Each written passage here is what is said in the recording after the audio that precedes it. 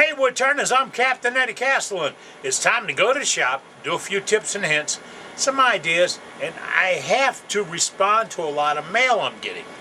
A lot of mail. And all you got to do to get the answer is watch. What I'm going to do now is chunk up a piece of just turning stock. This is eventually going to be a jam chuck for something. But I can't turn against a jam chuck right now. Okay, here's the deal. In August of 2014, I had a brain tumor removed. They went in, look, cut right here, cut it out, took it out. It didn't go well. So they went back and did it again. I love the way they can just try again. But I had some good doctors. In fact, I had one of the world's greatest doctors working on it. It was just my problem. But they took care of that. And what it did was it knocked me flat. Flat being flat. I lost the ability to walk, move hands and all that stuff. That all took a long time to come back. And still some of the thought processes aren't coming back. Don't call me and ask me to add anything together. 2 plus 2 is just 2 and 2, and then I gotta add them all. Just things don't click yet. But with that in mind, I need to get back out in the shop and get some things done. So I chunked up a piece of wood.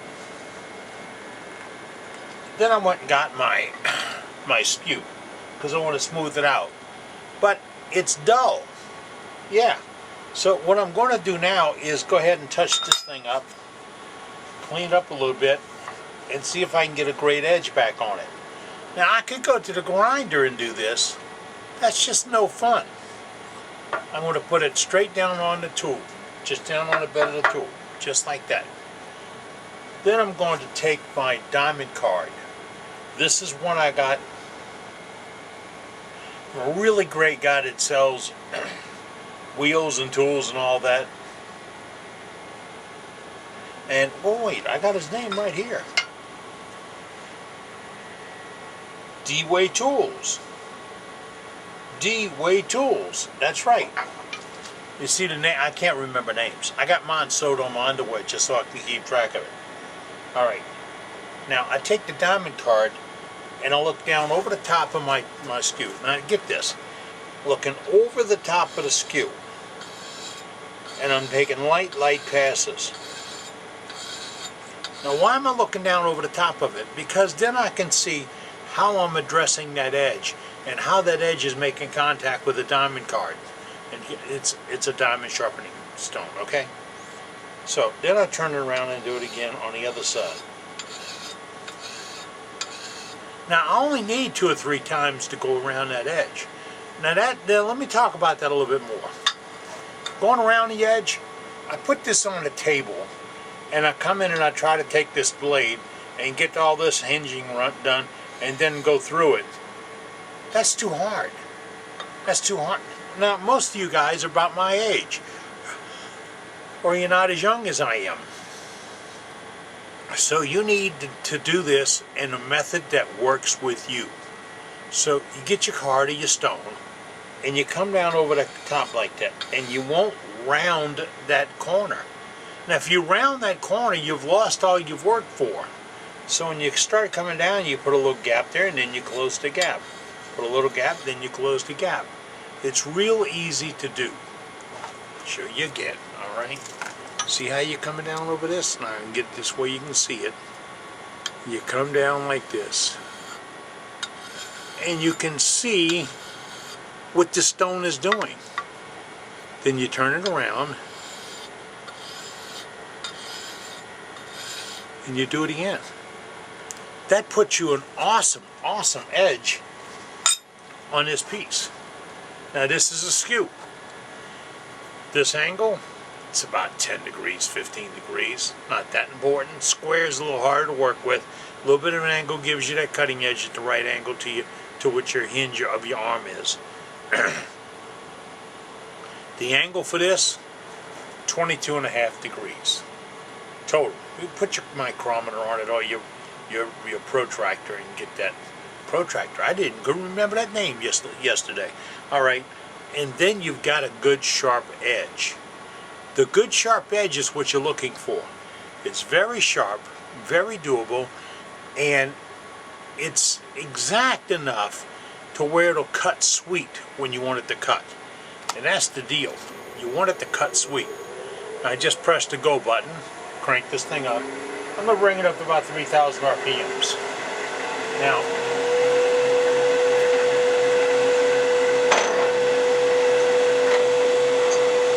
put a little pressure on it. This is just a piece of junk wood. Alright? This is going to get grounded.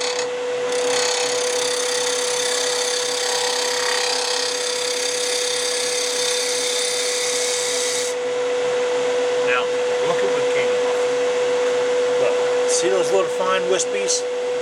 That's what you're looking for. Then you go back, and I was just trying to straighten it out.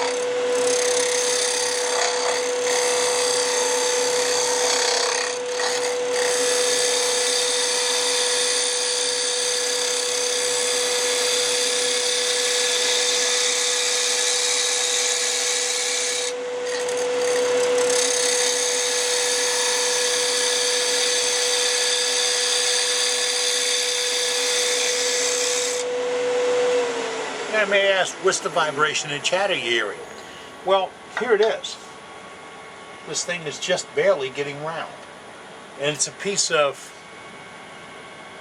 I guess since the handrail was cut down, it's been 39 years, 40 years. That's since it was cut and put on a handrail.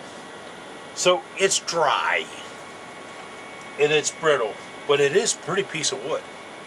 But if you do that, and then you take your tool and you work it doing the planing cuts.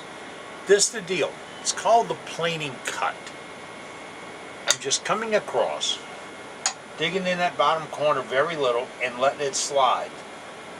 Here's a couple of things. Don't pick the handle straight up. Don't come at it like this, which is straight in. You don't want that kind of cut. You want a slicing cut. So you want to address it, get it to rub a little bit, and twist your hand.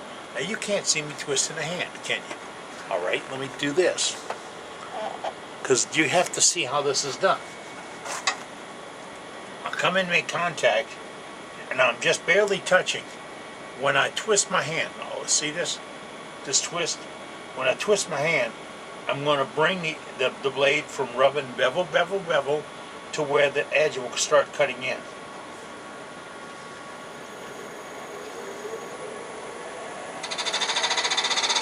All bevel. Nothing happened. Twist. Nothing happened.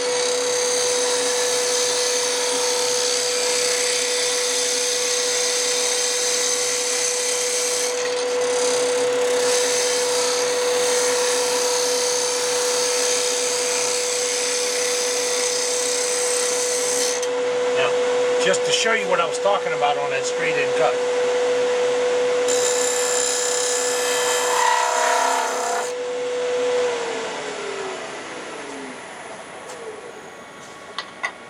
There was some bouncing and vibration because it didn't want to be cut that way. So it jumped back. That's chatter. You get that chatter started and it's kind of hard to unstart it.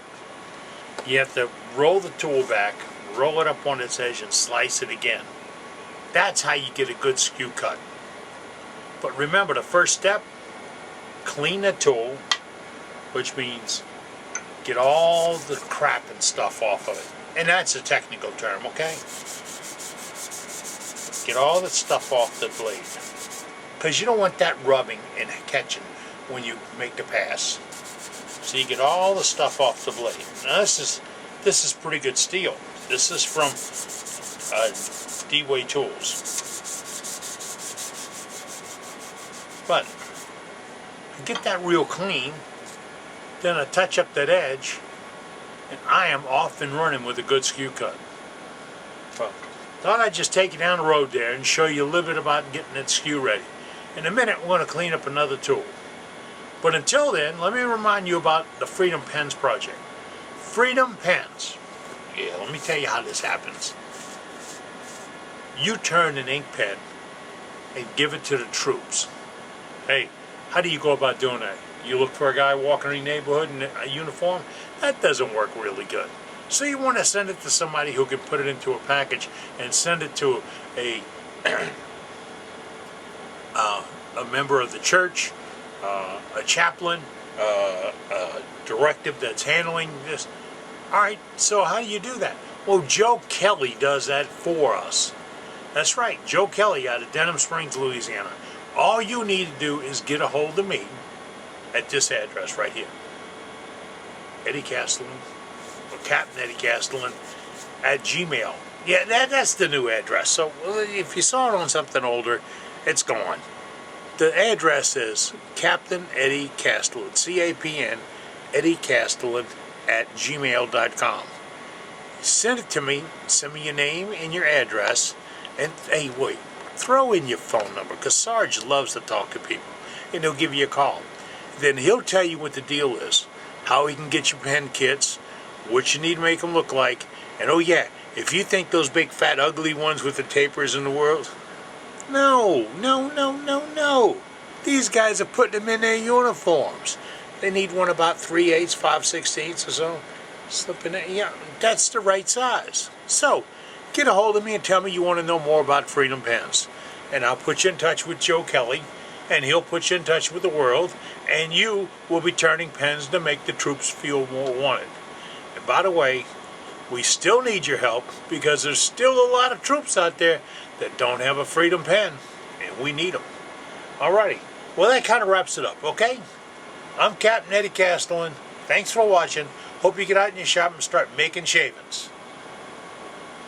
I am. Well, really, I'm going to go to Lake Zilla and make shavings.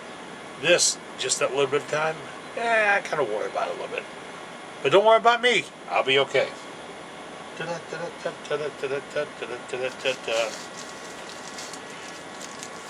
Bye.